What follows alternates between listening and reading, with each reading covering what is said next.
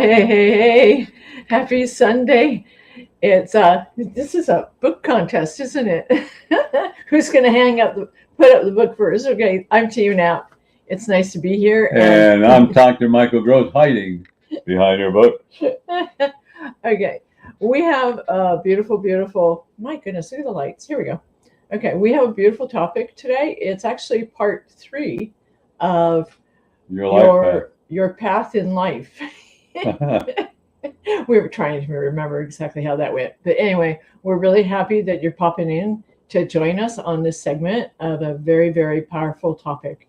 And I would like to go ahead and let everyone know that Dr. Michael Gross, the guy over here, is the reason why he's holding the book that he's holding, because he helped me with his book and his wisdom, and I did write that book.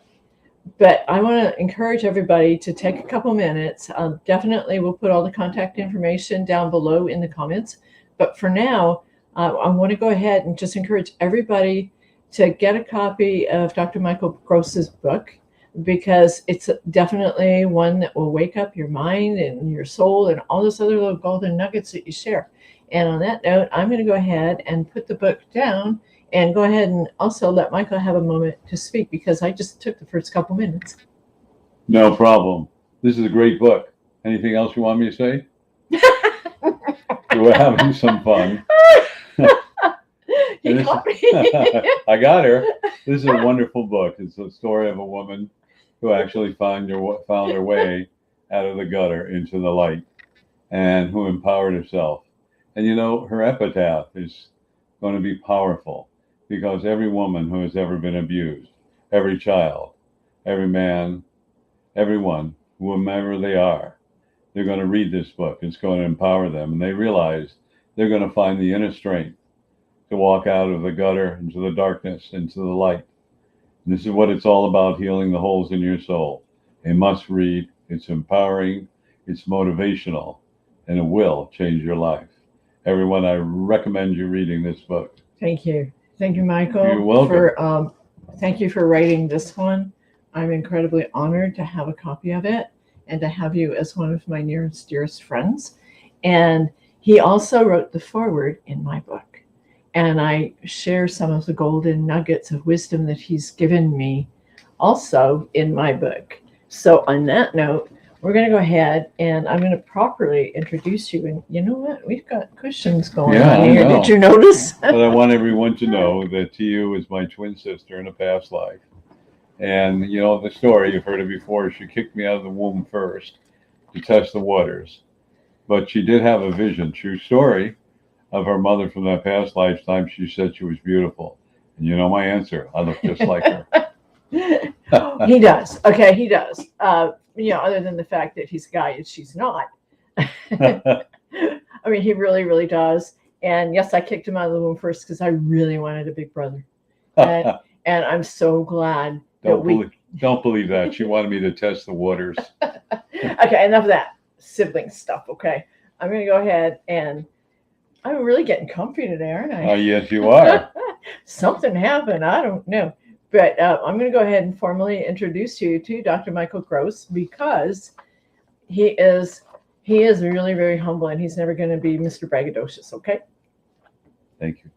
You bet. If I don't brag about him, he's not going to say a word. He was so, he is just a very charming man, young man, massive energy that drives me crazy. Sometimes that's hard to keep up with you. And what I want to share with you before I give the formal introduction is that nothing here is scripted other than this one little piece of paper, okay? And this is not bloviated. That's a beautiful word that we learned recently. Yeah, we did. And look, we even blew out the screen there. Why don't you explain to him what bloviated means? He caught me off guard. I would have to say the first word that comes to my mind to describe bloviated is pompous. Well, I guess it could be considered pompous. I don't know. Now I'm going to have to look it up, Michael. You talk to them. Tell them what bloviating means. It's really being bragging, talking a lot, showing off, things like that. And we just we're working with someone a while back, and they use the word bloviated. Okay, here it is in the dictionary. It says, talk at length, especially in an inflated or empty way.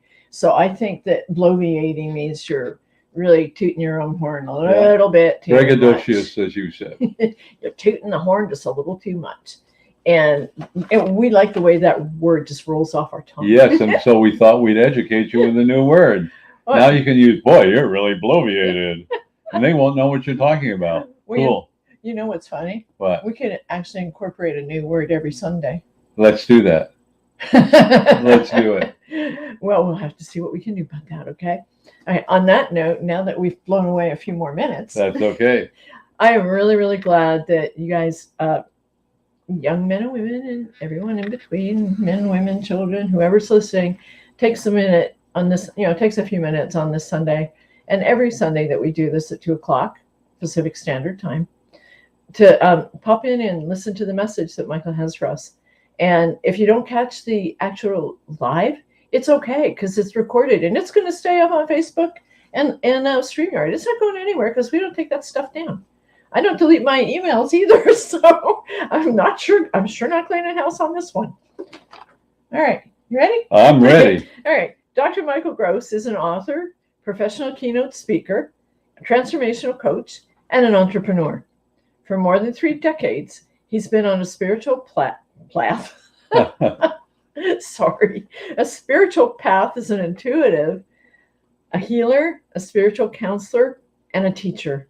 An amazing teacher. Trust me, and a phenomenal teacher. Through the guidance of spirit, Michael has assisted others in their personal quest for self-empowerment, helping them to create the lives that they have long sought and to bring forth their intuitive abilities. Michael currently teaches classes in spirituality, self-empowerment, Reiki, and other modalities. I'm not hiding this. I'm going to read it. Why would I hide it, right? You should see her when she has some champagne. This is normal. I've had water today. I haven't even had coffee. Something has happened. I mean, this guy is amazing because he's got my funny side rolling out today. I don't know. I'm even wearing my 5K shirt. It's cool. Okay. Anyway, I got off screen. I'm rolling his eyes. All right. Okay. In concert with God the True Source, he's also achieved great success and miraculous healings. He remains humble, knowing the work he does all comes from God the True Source.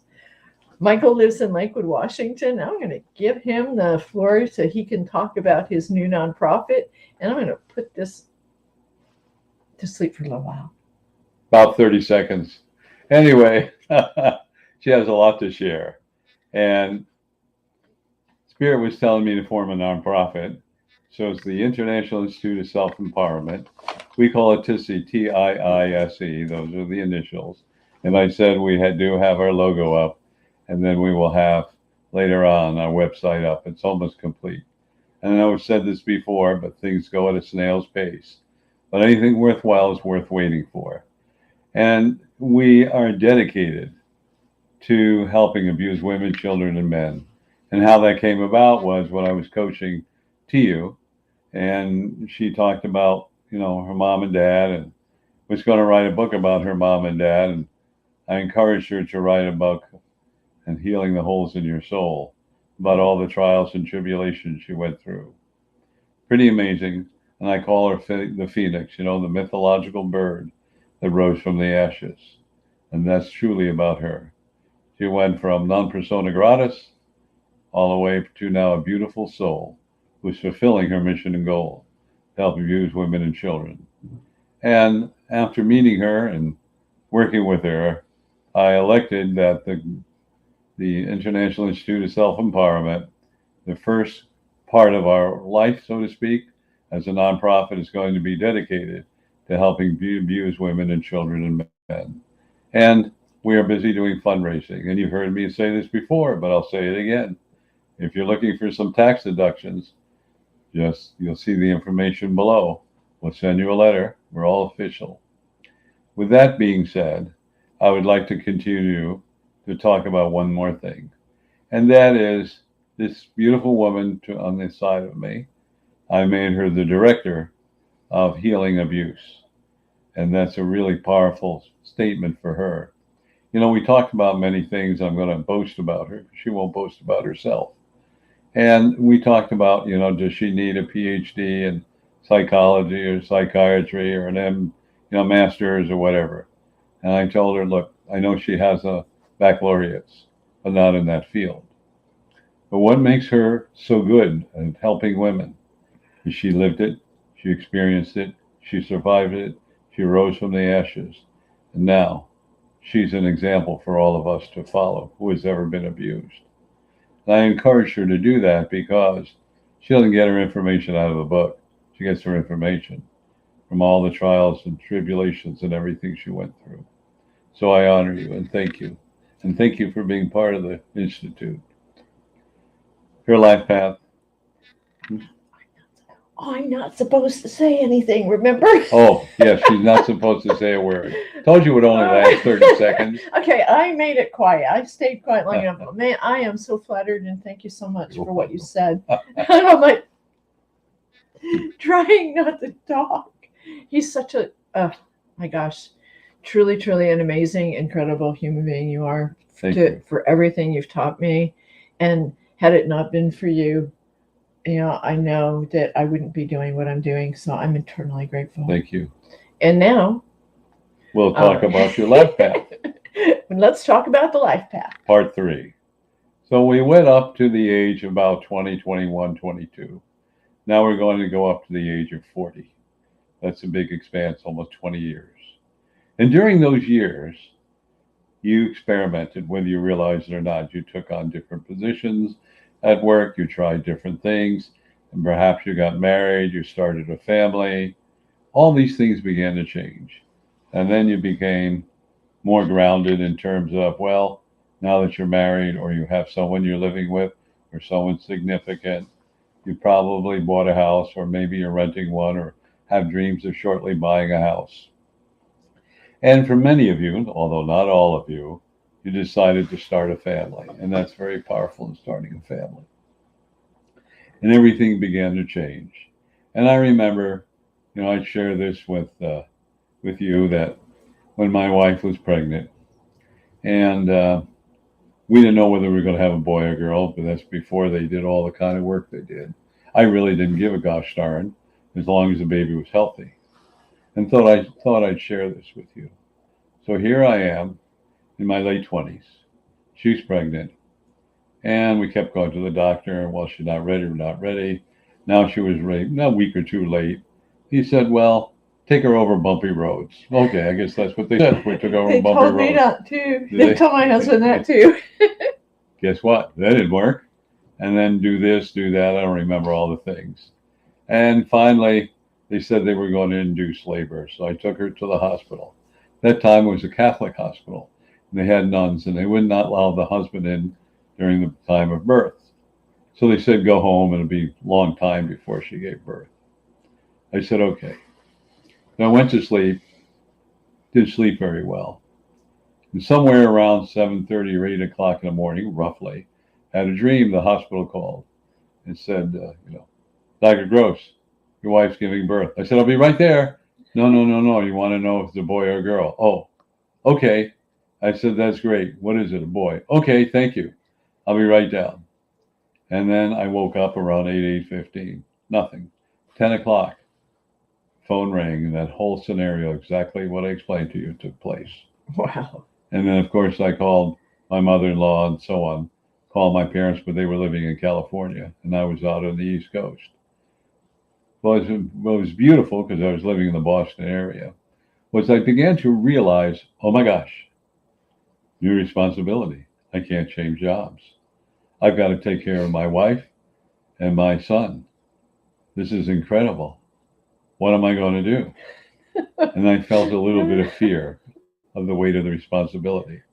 You know, I had a little bit to do with her getting pregnant, just a little bit.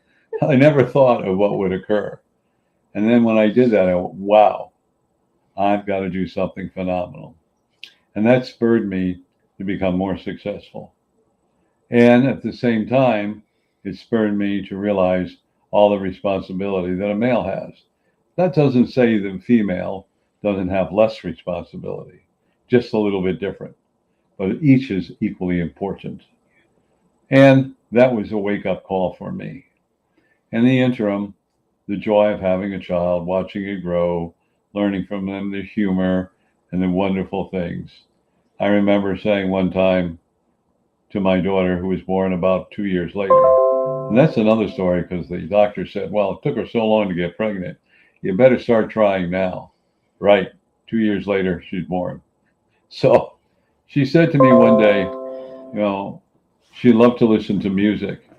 And she said, well, where's the orchestra and the radio? I said, no, there's no orchestra. What it is that it's a CD or a record player at that time, or a tape. And she looked at me and didn't understand that. But she actually thought there was a whole bunch of band members. And it's beautiful to see their humor and understanding them. And everything is brand new and bushy-eyed and exciting. And you can live through your children that excitement. And then as time goes by, they get older and older.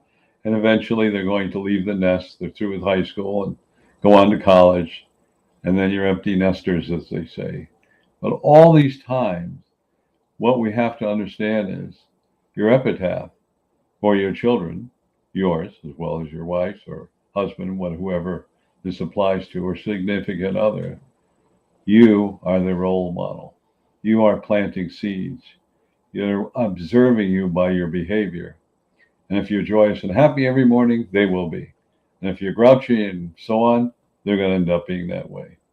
In other words, you are imprinting upon their thoughts your behavior. That is very, very powerful for us to look at. But your behavior doesn't stop there. You want to say something? Let me finish the thought. It begins to continue throughout their lives. Now I'll stop. Go ahead. Well, you just reminded me of something. Sure. We seldom realize it, and I know I didn't, but our children are learning by what we do. They're watching us. Okay. It's like, if you're looking in the mirror and you're getting yourself ready or something, I remember as a kid, I was always watching my mom primping up for a, date night or something with my dad. And I would watch that. And I caught myself years later doing what my mother did. And it was okay. It was cool. But what I'm saying is your children are watching and learning. And it's not by the words that you speak all the time. It's your actions. And I just wanted to throw that out there. Well, you're absolutely right. That old cliche, not by your actions, not by your words, I should say, but by your actions shall you be known. And realizing that you're the role model, not only for your children, but also for your family and extended family.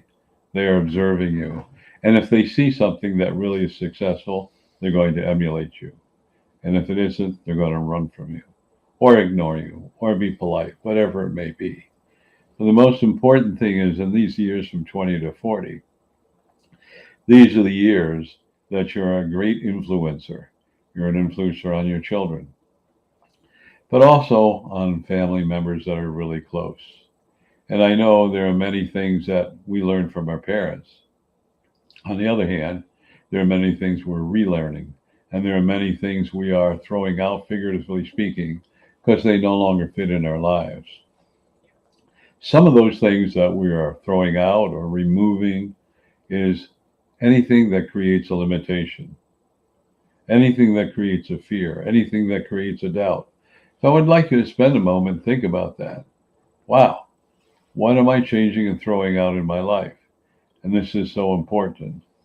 What you are doing is giving up your independence.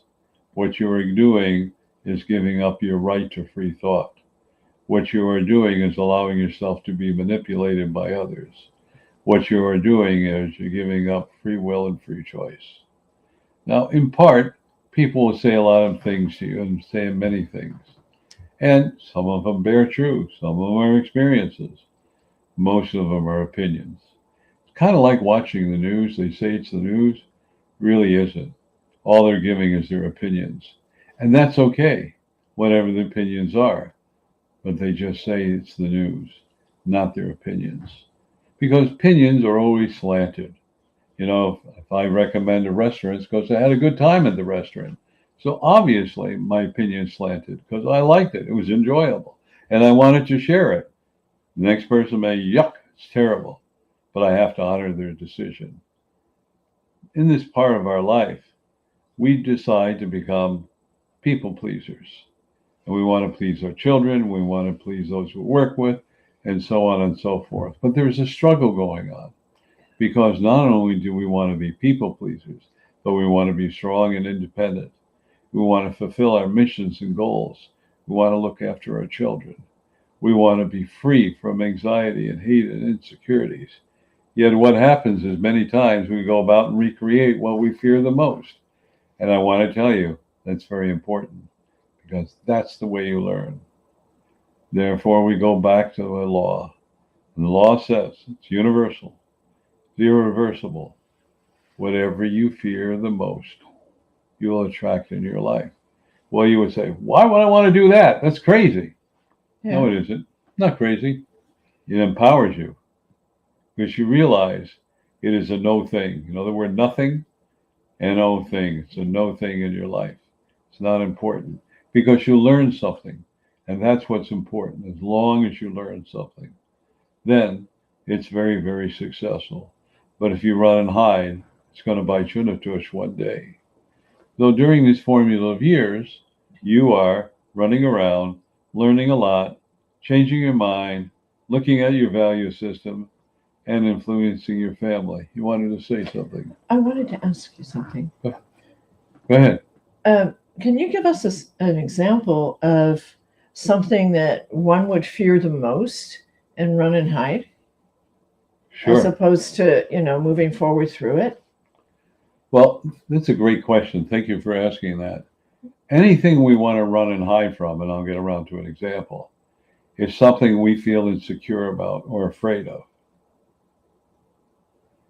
Therefore, if you don't feel insecure or afraid of, then it's not going to bother you, and it would be just fine.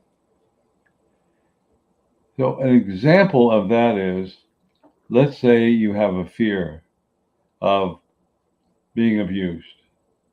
So in walks a big burly man, let's say you're a female, big burly man, and he comes over you and he tells you what to do and he pushes you around a little bit.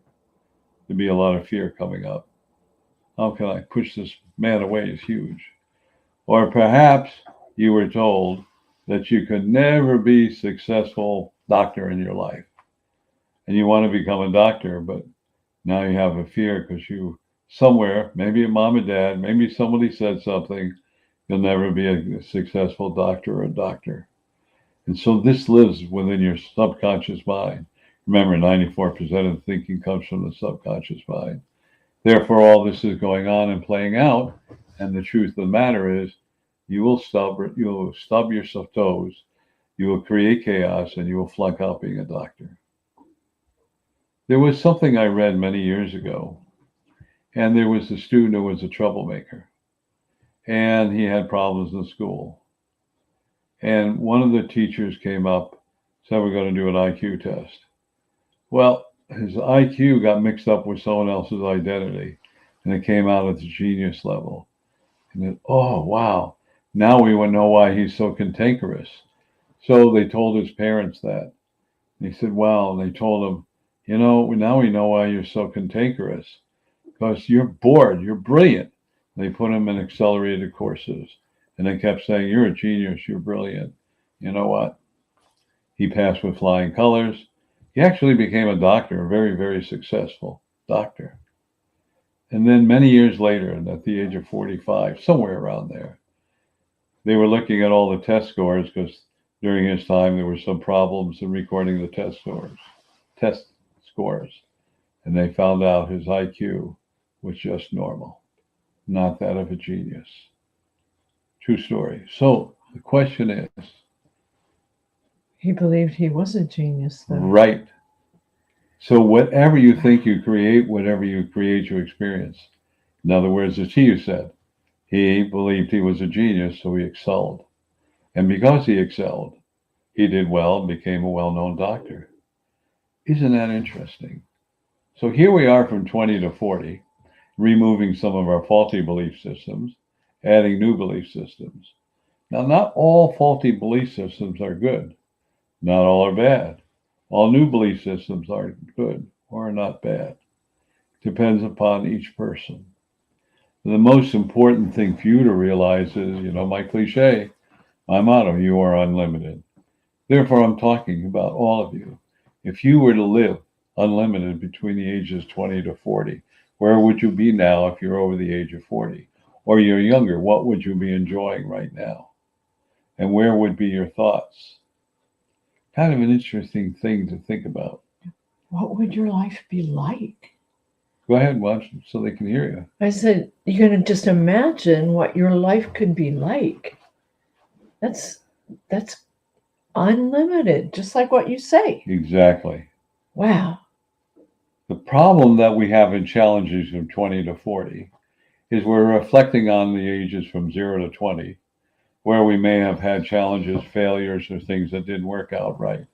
And it creates a limitation, not a limitation of growth, but a limitation of blocks. The fight or flight or remain frozen syndrome. And many people that I meet today are frozen in a limited beliefs. Now, look at your own life and say, well, maybe I'm not a millionaire, or I hope you are, but it makes no difference. I would like you to take a look at your life. And I posted this the other day on Facebook.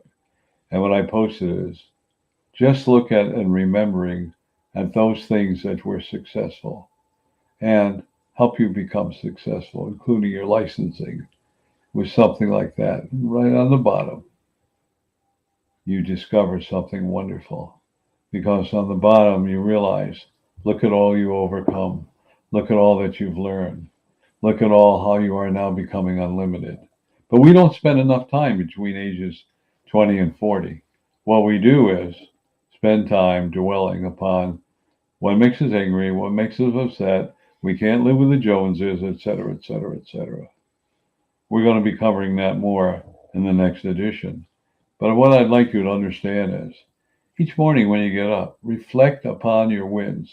That's what you need to do. Just your wins. Not anything that is negative or blocking. You don't want that. We'll clear that up later. But what's important is you have to find your own life path. And in finding your own life path, it is challenging, it is painful. But it made you who you are. Now you can reconfigure yourself. You can redesign yourself as you approach the age of 40 and go on in your formative years. How are we doing on time? We need to wrap it up, Michael. All right. So I wanted to share all that with you, and we're going to have another part next week. But what I'd like you to understand is that if your thinking is flawed, and all of us have flawed thinking, begin to look at the flawed thinking and say, you know what? I learned something new with every experience that is priceless. So I'd like to tell you the one little story about being priceless. We all love potato chips, or most of us do. And I lived in upstate New York, Albany, New York. And about 35 miles away was the Saratoga Raceway, which is an old raceway, one of the premier raceways. Beautiful white fences. It was built in the 1800s. Some of the structures there are just gorgeous. And they had a chef, and the chef was a Native American. And somewhere in the 1800s, or maybe early 19, I'm not sure, he had a guest, and he wanted French fries. So he made them for French fries. He wanted them crisper. And he sent them back. So he made them smaller and crispier. And this went on 4 or 5 times. Finally, the chef, getting so ticked off, he sliced the potatoes paper thin, threw them in the fryer, put some salt on. He said, well, maybe that'll suit him, and put it on his dish. And the gentleman ate it. It's the best thing he'd ever eaten. That's the story of potato chips. It's a true story. You can look it up. But more importantly is that chef decided, even though he was angry, he would not give up. And he didn't give up because he wanted to please his client, or I should say the restaurant patron. But what happened is, because he did that, he invented a new food. So here you are in the 20 to 40 years old. You're discovering new things all the time. Get rid of your preconceived notions. Be open to experience anything because you never know what happens. So now we're coming back to completing this beautiful session. We'd like to share a few things with you. So, Tiu, why don't you take over? I would love to. Thank you. I'm blown away by what you said, and I can relate to so much of what you said. Just going down memory lane with everything. We don't need to stay in our limited beliefs. We really don't, because they don't know. Sometimes it's okay, but sometimes if the belief system doesn't serve a purpose for us, it's time to let it go and move on. Yes. And what was good for mom and dad, however many years ago that was, might not be applicable to where we are in our society and in our life today. We need to remember that, we're always changing. Life is changing, right? You're absolutely right. Words of wisdom. Thank you. Okay, here we go. Okay, Tuesday night, Michael does a call-in where you can dial in. It's at 6:30 p.m. Pacific Standard Time. And you call in and you have questions. You ask your questions. And he has phenomenal answers that will blow the socks right off your feet. He has, I could say that. I encourage you to call in and also invite others to call in and listen to, just be a fly on the wall and listen. It's always well worth it. The call-in number is 202-926-1059. And the access code is 125446 pound. Okay, I'm going to give that number again, and I'll make sure it's all in the contacts as well. Okay, do you want to say anything about your calling? No, I was just looking to see if you blew your socks off when I was bending over, but you didn't, everybody. So go ahead. Well, I haven't listened to your call-in for Tuesday yet. It's only Sunday. You're right. I mean, come on. Okay, back to the calling. It's 202. We are so off track today. 202-926-1059, and the access code is 125446 pound. I love doing that. Practice this, I tell you. Yes, what. I do. Okay. Would you like to go ahead with what happens in the last part of the call? Absolutely. I deliver a 10-minute message, sometimes 12. It's a very important motivational method. I'm having trouble getting the words out. And we're only having double waters here right now. And these motivational messages are very, very powerful for you because it gives you a way to look at your life, and you can measure your life and change your life. And there are 217. They start with number 3 and go up to 217. So technically there's 214. But I numbered it from 3 to 217. When you're bored, you're angry, you're stuck in traffic, or you're looking for some diversion, something motivational, listen to it, because I assure you, it will change your life. Thank you for allowing me to do that. And the way to do that is to dial this number. It's a different number. Okay, it's 434-300-4170. And the access code 125446 pound. I don't know why I've got the giggles. My goodness. All right, one more time. That recording number is 434-300-4170, and the access code is 125446 pound. And I highly recommend you start with number 92. Thank you. I love that one. I do too. And then follow that with number 19. All right. That'll work. Trust me. All right. One more thing. You want to talk about what happens every second Saturday? Yes. Okay. Every second Saturday of the month, I do what is called a mass consciousness healing. It's healing Mother Earth, all the inhabitants on it, the animal, mineral, and vegetable kingdom, all of us which we're part of. Remember, Mother Earth sustains us with food and water, clothing, and all the things that we do and what we need in life. So it's so important for all of us because my desire, my mission and goal, one of them is to get 1% of the population to feel unconditional love, because you are the solution. Remember that. You can make a difference, and you are making a difference. So I would suggest all of you call in, and it goes from 9:55 a.m. until 11:01 a.m. And somewhere the first 3 to 5 minutes, I do some talking, and then there's silence, and then you will leave your body, and you will go out through the non-denominational, joyous, happy, unlimited healing, changing the mass consciousness. I say non-denominational because it's not a religious thing. It's a spiritual, loving thing from the true source. And that's what's so important. Because you know what? You're created out of love, by love, with love, and from love. And you are love. So please join us. And the telephone number is? I don't know. You just touched my heart. It's a beautiful experience. I highly recommend that everybody comes at least once to find out what it's all about. Because there's an energy that when we all unite, it blows. Well, okay, it blows my socks off again. He's checking. I'm wearing shoes. There's no way he can see my socks. Okay, that number on Saturday, second Saturday of the month is 202. Stop. 202-926-1059, and the access code is 125-446. Boom. All right. Enough frivolity, man. Oh, there's another $50 word.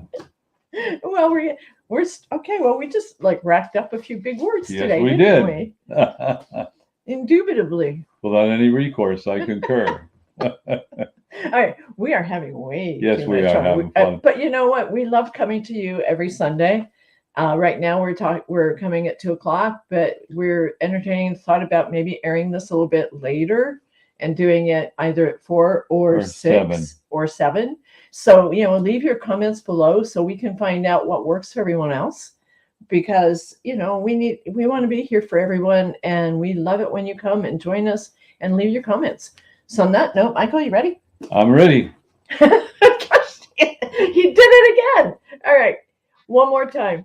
I highly recommend this book, The Spiritual Primer by Dr. Michael Gross. And I want to tell everyone I'm coming out with a second edition with some more information. Hopefully it'll be by the end of March. We'll see what's happening. I understand there's a paper shortage. So whatever happens, it'll happen. But it's really exciting. And then there'll be another book written on the 12 manifestation protocols. But we'll keep you informed of that. This book, Healing the Holes in Your Soul, let me tell you, this is so powerful. You don't need super glue. You don't need Gorilla Glue. You don't need any needle and thread. But you might need a tissue, right? Oh, yeah. But what you need is to open your heart to the true source of unconditional love. Admire this woman who's sitting alongside of me, who went through so many trials and tribulations and came out whole again. This is a must read. And start here. Because if you start here, you're going to know exactly why I wrote what I wrote in there. Uh-oh. Okay. Okay. On that note, we respect your time. We appreciate your time. We look forward to seeing you every Sunday. Yeah, on the digital format, right? Absolutely. But definitely Spiritual Primer. I'm putting mine down. Healing the Holes in Your Soul. We wish you a great week, a lot of fun and joy, prosperity, perfect health, abundance, and all the unconditional love that you'll open your heart to receive. Everyone, remember what they are. What? You know what they are. It's your motto. Yes. She's reminding me of something. So I want to thank you so much. And I appreciate all of you. And remember, you are unlimited. Namaste. Namaste. Thank you, everyone. Have a great week. And laugh like we are. Have fun. Laughter's free. Yes, it is. Have a great day. Take care.